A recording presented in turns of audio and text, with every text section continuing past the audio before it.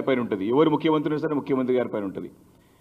కానీ రేవంత్ రెడ్డి గారు ఒక తీరు డే 1 నుంచి చూస్తా ఉన్నాం. ఇప్పటి వరకు కూడా తను మాట్లాడేది ఒకటి, తని ఒక చేసే పని ఒకటి.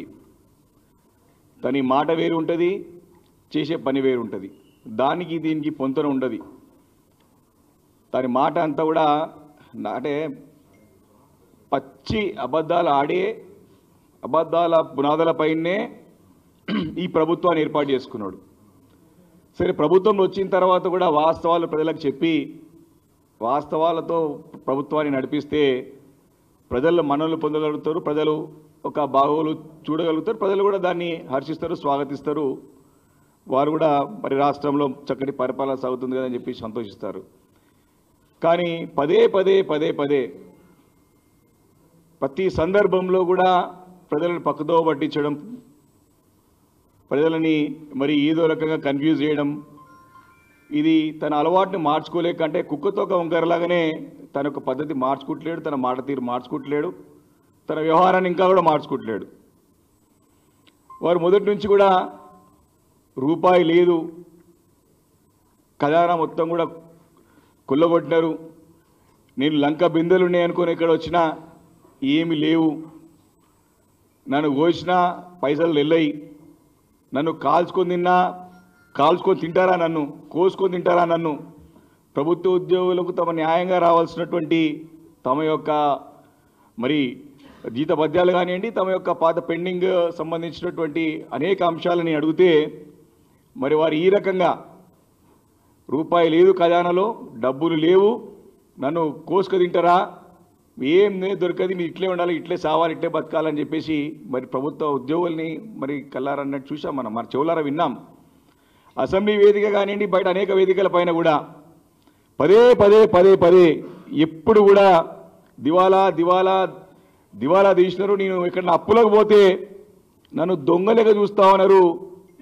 ఒక సందర్భంలోనైతే నిన్ను ఢిల్లీకి కేంద్ర మంత్రుల దగ్గరకు పోతే చెప్పులు ఎత్తుకపోతారేమో, చెప్పులు దొంగలే కూడా నన్ను చూస్తున్నారని చెప్పేసి ముఖ్యమంత్రి గారు అన్న మాటలు తెలంగాణ సమాజం అంతా కూడా చూసింది, ప్రపంచంలో ప్రతి ఒక్కరు చూసినారు.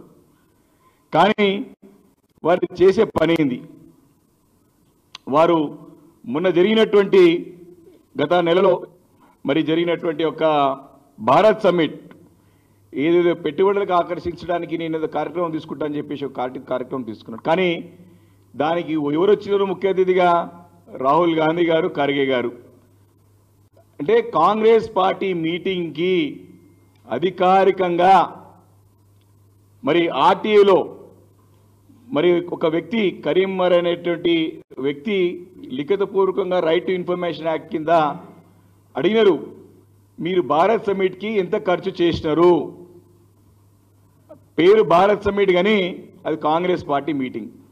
తమ కాంగ్రెస్ పార్టీ మీటింగ్కి సుమారు 29.45 కోట్లు, అంటే దగ్గర దగ్గర అప్రాక్సిమేట్లీ 30 crores అప్రాక్సిమేట్గా ఓన్లీ అతిథుల యొక్క ఖర్చుల కోసం అని చెప్పేసి మరి లిఖితపూర్వకంగా మరి ఒక వివరణ మన అధికార యంత్రాంగం నుంచి మరి తెలంగాణ ట్రేడ్ ప్రమోషన్ కార్పొరేషన్ నుంచి ఇవ్వడం జరిగింది. అది కూడా అరకొర సమాచారమే, మొత్తం సమాచారం ఇవ్వకుండా దాచిపెట్టినారు. ఏ టెండర్ ప్రక్రియ ప్రకారం ఈ డబ్బులు ఖర్చు చేసినారు, ఏ కింద నిధులు ఇచ్చినారు, ఒక పార్టీ ప్రోగ్రాంకి సుమారు 200 కోట్ల రూపాయలు దగ్గర దగ్గర ఖర్చు అయ్యింటే అని చెప్పి అంచనా వేస్తున్నాం. దానికి అంటే 200 కోట్ల రూపాయలని ప్రజాధనాన్ని తన పార్టీ కార్యక్రమాలకి వాడుకుంటున్నాడు ముఖ్యమంత్రి. అంటే ఎప్పుడు నా ముఖ్యమంత్రి పదవి పోతుందో అని తమ అధినేతని యొక్క మన్ననలు పొందడానికి, తన సీటు కాపాడుకోవడానికి ప్రజాధనాన్ని ఈ రకంగా దుర్వినియోగం చేస్తున్నారు. ఎవరు అడగటోళ్ళు లేడనుకుంటున్నాడా రేవంత్ రెడ్డి గారు? ఎవరు నేను చూస్తలేదనుకుంటున్నారా ముఖ్యమంత్రి గారు రేవంత్ రెడ్డి గారు? నేను ప్రశ్నిస్తా ఉన్నాం. దీనికి మీరు సమాధానం చెప్పాలి. మీ పార్టీ ప్రోగ్రాంకి ఇంత పెద్ద ఎత్తున డబ్బులు ఏ రకంగా ఖర్చు చేస్తున్నారు మీరు? మీకు ఎవరు ఇచ్చిన హక్కుని? మీరు బాధ్యత గల పదవిలో ఉండి మరి ఇలా ప్రజాధనాన్ని దుర్వినియోగం చేయడమే కాకుండా మీ పార్టీ అవసరాలకి ఎలా వాడుతున్నారని చెప్పేసి మీరు తెలంగాణ సమాజం అంతా ప్రశ్నిస్తూ ఉంది. దీనికి సమాధానం చెప్పాలి గవర్నమెంట్ అని చెప్పేసి నేను సందర్భంగా డిమాండ్ చేస్తూ ఉన్నాను. ఇదే కాదు, కంచే గచ్చిబౌలి భూములు తాకట్టు పెట్టి 10,000 కోట్ల రూపాయలు తీసుకోవడానికి 170 కోట్ల రూపాయలు లంచాలు ఇచ్చి తెచ్చినామని చెప్పేసి అధికారికంగా కూడా జియో కాపీ రిలీజ్ చేయడం జరిగింది. కిక్ బ్యాక్స్ 170 క్రోర్స్ 170 కోట్ల రూపాయలని కిక్ బ్యాక్స్ కింద ఇచ్చేసి మరి ఆ రోజు 10,000 కోట్లు భూములను తీసుకొచ్చి అంతా కూడా కోర్టుకు వెళ్ళి కూడా ఏం జరిగిందో కళ్ళారా చూశాం. ఈ రకంగా ఈ హక్కు ఎవరిచ్చిరు నీకు? 170 కోట్ల రూపాయల ప్రజాధనాన్ని వృధా చేయడానికి నీకు ఎవరి అధికారాన్ని ఇచ్చారు? కేసు అంటే ఇది ప్యూర్లీ అవినీతి నిరోధక ఒక యాంటీ కరప్షన్ సంబంధించినటువంటి సెక్షన్కి ఖచ్చితంగా ఈ సెక్షన్ అట్రాక్ట్ అవుతుంది. బీఆర్ఎస్ పార్టీ డిమాండ్ చేస్తామని దమ్ముంటే రేవంత్ రెడ్డి గారు ఫార్ములా ఈ కార్ రేస్ మీద కాదు కేసీబీ కేసు కావాల్సింది నీ ప్రభుత్వం మీద కావాలి. 170 కోట్లు ఎవరయ్యా జాగిరని మీరు లంచం కింద ఇచ్చినారు సమానం చెప్పాలి, విచారణ దీని మీద వేయాలి. అరే అంత పెద్ద ఎత్తున ఫార్ములా ఈ కార్ రేస్ మనం ఏర్పాటు చేస్తే హైదరాబాద్ నగరం ఒక ఖ్యాతి ప్రపంచవ్యాప్తంగా అందరూ కూడా పెంచి తర్వాత అందరు చూసి ఆకర్షితులై దాదాపు 700 కోట్ల రూపాయలు పెట్టుబడులు రాష్ట్రానికి వచ్చినాయని చెప్పి నిల్సన్ సర్వే చాలా క్లియర్గా స్పష్టం చేసింది, నివేదికనిచ్చింది. మరి అలాంటి ఒక చక్కటి ఒక ఫార్ములా ఈ కార్ రేస్ని నెక్స్ట్ కంటిన్యూ చేయకపోగా మా మీద కేసు ఏసీబీ కేసు పెట్టినాం మా నాయకుడి పైన కేటీఆర్ గారి పైన ఎలాంటి ఆధారాలు లేకుండా డబ్బులు ఉండంగా 40 కోట్లు 50 కోట్లు ఉన్నాయని చెప్తున్న సంస్థ చెప్తా ఉంటే కూడా మళ్ళీ ఏసీబీ కేసు పెట్టి పోలీస్ స్టేషన్ల చుట్టూ జనవరిలో పిలిస్తే మళ్ళీ మొన్న పిలిచినారు కేసుకి. అంటే కేవలము రాజకీయ దురుద్దేశంతోనే ఈ కేసు తప్ప నిజంగా దీనిలో పసలేని కేసు, అది పనికిరాని కేసు, కేవలం కక్షపూరితంగా పెట్టిన కేసు తప్ప ఇంకోటి కాదు.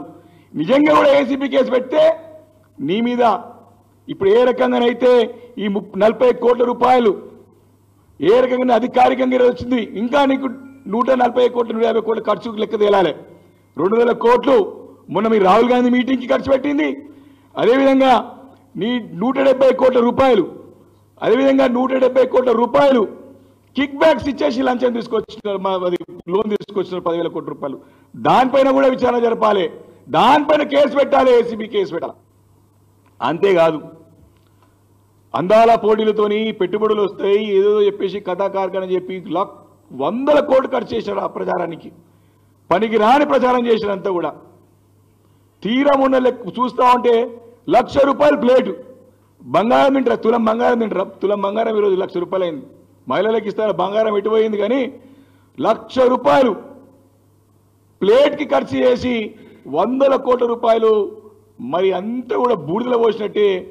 దాంతోనేమో అంతో పేరు వచ్చిందేమో అనుకుంటే ఉన్న పేరు పోయింది, సిగ్గు తీసినారు, తెలంగాణ ఇజ్జత్ తీసినారు. ఈ అందాల పోటీలు పెట్టి ప్రపంచవ్యాప్తంగా హైదరాబాద్ నగరానికి ఉన్న మంచి ఇమేజ్ని పాడు చేసినటువంటి దుర్మార్గులు ఈ ప్రభుత్వం, ఈ ప్రభుత్వ నాయకులు, ముఖ్యమంత్రి గారు. ఇంత దౌర్జన్యం దిగజారుడు పనులన్నీ కూడా మీ పైన కేసు పెట్టాలి లెక్క ప్రకారం చూసినట్టయితే. ఇంత దారుణంగా దిగజారుడు రాజకీయాలు కని విని ఎరగని రీతిలో ఈరోజు తెలంగాణ రాష్ట్రంలో జరుగుతూ ఉన్నాయి. కాబట్టి ఇంత ప్రజాధనాన్ని దుర్వినియోగం చేస్తూ ఉంటే చూస్తూ ఊరుకునే ప్రసక్తే లేదు. నేను ఎవడు అడగటోలేదు అనుకుంటున్నావు కానీ తప్పకుండా ప్రతి పైసాకి లెక్క చెప్పాలి, చెప్పి తీరాలి. ఈ ప్రజాధనాన్ని మీకు రైతులకు ఇస్తానికి డబ్బులు ఉండవు, మహిళలకు ఇస్తానికి డబ్బులు ఉండవు, ఉద్యోగులు ఇస్తానికి డబ్బులు ఉండవు. కానీ నీ పార్టీ మీటింగ్ పెట్టుకోవడానికి 200 కోట్లు వస్తాయి, లంచాలు ఇవ్వడానికి 170 కోట్లు వస్తాయి, అందాల పోటీలు పెట్టడానికి 100 కోట్లు వస్తాయి. ఈ రకంగా చెప్పేది ఒకటి చేసేది ఒకటి. నేనేమో బిచ్చగా అన్నట్టు ఒక దిక్కు ₹1,00,000 ప్లేట్ పెట్టి అన్నం తినిపిస్తా అంటాడు. బంగారం తింటారా ₹1,00,000? ఎవరు దీనికి జవాబు చెప్పాలి. ప్రభుత్వాన్ని డిమాండ్ చేస్తా ఉన్నాం ఈరోజు బీఆర్ఎస్ పార్టీ తరఫున. ప్రజలకు మీరు సమానం చెప్పాలి. ఎట్లా మీరు 170 కోట్ల రూపాయలు లంచాల కింద ఇచ్చినారో, ఎట్లా మీరు రాహుల్ గాంధీ మీటింగ్కి 200 కోట్లు ఖర్చు పెట్టారో, ఎట్లా ఈ యొక్క అందాల పోటీలకు 100 కోట్లు లెక్క లేకుండా విచ్చలవిడిగా ఖర్చు పెట్టారు. సంక్షేమ పథకాలు ఇవ్వమంటే పైసలు లేవంటాడు. ఈ రకంగా దిగజార రాజకీయం చేస్తూ ఉన్నాడు, దుబారా ఖర్చు చేస్తూ ఉన్నారు. తప్పకుండా దీనిపైన అన్ని కూడా రేపు రాబోయే రోజుల్లో పెద్ద ఏ వేదిక పైనా సరే లెక్క చెప్పాక మేము నిలదీస్తాక ఊరికే ప్రసక్తే లేదని చెప్పి సందర్భంగా నేను మనవి చేస్తా ఉన్నాను. తెలంగాణ తల్లి విగ్రహాలు బ్రహ్మాండంగా తెలంగాణ తల్లి మార్చొద్దు, అది తెలంగాణ ఆత్మ ఉద్యమ పోరాటం నుంచి పుట్టినటువంటి తల్లి తెలంగాణ తల్లి. తెలంగాణ తల్లి సాక్షిగా ఎంతో మంది త్యాగాలు చేసి తల్లి సాక్షిగా తెలంగాణ సాధించుకున్నాం. అలాంటి తెలంగాణ తల్లినే మార్చేసినటువంటి దౌర్భాగ్య దుర్మార్గపు ప్రభుత్వం ఇది. ఇంత చిల్లర చీప్ పాలిటిక్స్ గతంలో ఎప్పుడు చూడలేదు, ఇక్కడ దేశంలో ఎక్కడ జరగకుండా, బీహార్ యూపీలో ఉండకుండొచ్చు. అంత దౌర్భాగ్యమైనటువంటి పరిస్థితి ఈరోజు తెలంగాణ రాష్ట్రంలో ఏర్పడింది. ప్రతి కలెక్టరేట్లో మరి కొత్త విగ్రహాన్ని ఏర్పాటు చేస్తామంటారు. ఎవరి పైసలని పెడతాం మళ్ళీ కూడా దానికి వృధా. అంటే కేవలము కేసీఆర్ గారు ఆనవాళ్ళు లేకుండా చేస్తాను ఏడేస్తావు. నేను ఇప్పుడు ఏ ప్రోగ్రాం పెట్టినా కేసీఆర్ కట్టే వేదికనే.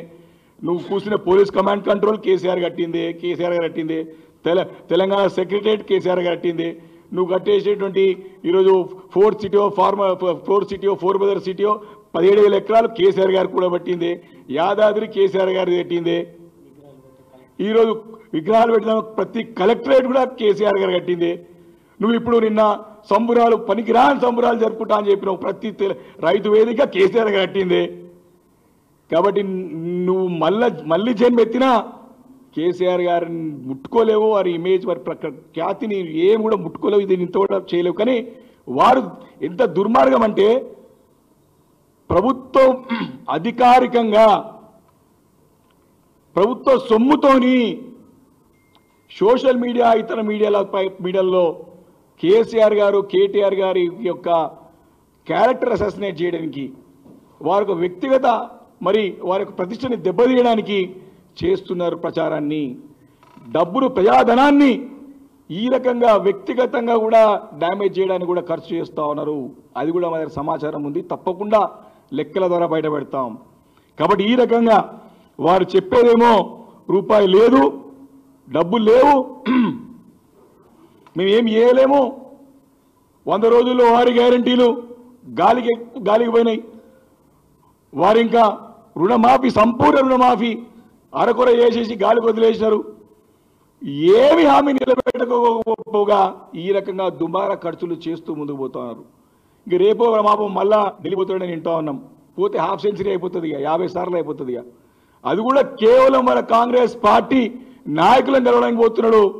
తానిక్కడ దోచుకున్నటువంటి సొమ్మునంతా కూడా దాచుకోవడానికి, ఢిల్లీ చుట్టుపక్కల వ్యాపారం చేసుకోవడానికి, అక్కడ ఆస్తులు కూడా పెట్టుకోవడానికి ఢిల్లీకి పోతున్నాడు తప్ప పార్టీ పని కాదు, రూపాయి తెచ్చేది లేదు నిధులు ఇక్కడికి. కాబట్టి ఆ నిధులు కూడా ఆ డబ్బులు వృధానే. చాలా స్పష్టంగా మరి అనేక మంది వారు చెప్పింది, మరి గతంలో ఇంతమంది నీకు ఎందుకు అడ్వైజర్స్ అని చెప్పినాడు, ఇప్పుడు ఎంతమందిని పెట్టుకుంటున్నావు అధికారికంగా సలహాదారులని. కాబట్టి ప్రతి విషయంలో కూడా తను చెప్పేది ఒకటి చేసేది ఒకటి. ఏ రకంగా ప్రజాధనాన్ని ఇటు అధికారికంగా చూస్తూ ఉన్నాం, జియోల ద్వారా ఏ రకంగా అధికారికంగా డబ్బులని లంచాల ద్వారా ఇస్తామో చూస్తూ ఉన్నాం. అనధికారికంగానే చెప్పనే వద్దుగా, దానికి అద్దు లేదుగా. మొన్న హర్యానా ఎన్నికలకి మన మహారాష్ట్ర ఎన్నికలకి మొత్తం సంచులు మొత్తం ఇక్కడికి వెళ్ళిపోయినారు. ఒక వ్యాపారస్తుని వదిలిపెట్టలేదు, ఒక ఇండస్ట్రీస్ వదిలిపెట్టలేదు. బ్లాక్మెయిల్ రాజకీయాలు, వాళ్ళ కుటుంబ సభ్యులంతా కూడా రోడ్ల పైన పడ్డారు. స్వైర విహారం చేస్తూ ఉన్నారు. తెలంగాణ రాష్ట్రం అంతా కూడా దోచుకుంటున్నారు. ఢిల్లీకి మూటలు తీసుకుపోతున్నారు, ఢిల్లీకి తీసుకుపోతున్నారు.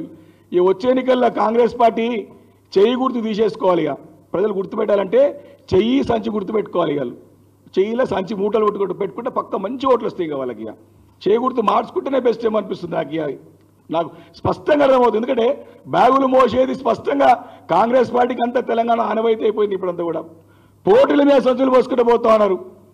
కాబట్టి వచ్చే ఎన్నికల్లో చెయ్యి గుర్తు తీసేసుకొని చెయ్యి సంచి గుర్తు పెట్టుకుంటే మంచి ఓట్లు వస్తాయి. మీకు ప్రజలు మంచిగా స్వాగతిస్తారు, మంచి సన్మానం చేస్తారు, మంచిగా మీకు మంచి పేరు ప్రతిష్టలు వస్తాయి, బ్రహ్మాండంగా ఉంటుందని చెప్పేసి నాకు సలహా ఇస్తా ఉన్నాను. కాబట్టి మీరు చేస్తున్నటువంటి ప్రతి ఖర్చును కూడా తప్పకుండా బయటికి తీసి ప్రజాక్షేత్రంలో పెట్టి తప్పకుండా భవిష్యత్తులో మీకు గుణపాఠం చెప్పడానికి బీఆర్ఎస్ పార్టీ సిద్ధంగా ఉంటుందని చెప్పేసి కూడా ఈ సందర్భంగా నేను కాంగ్రెస్ పార్టీని, ప్రభుత్వాన్ని నేను హెచ్చరిస్తా ఉన్నాను. మరి ప్రజలకు ఇచ్చినటువంటి మీరు వాగ్దానాలన్నింటినీ కూడా తుంగలో దొక్కి చెయ్యని పని కూడా చేస్తున్నట్టు ప్రజలకి తప్పుడు సమాచారం ఇస్తూ అబద్ధాలు ఆడుతూ ఉన్నారు.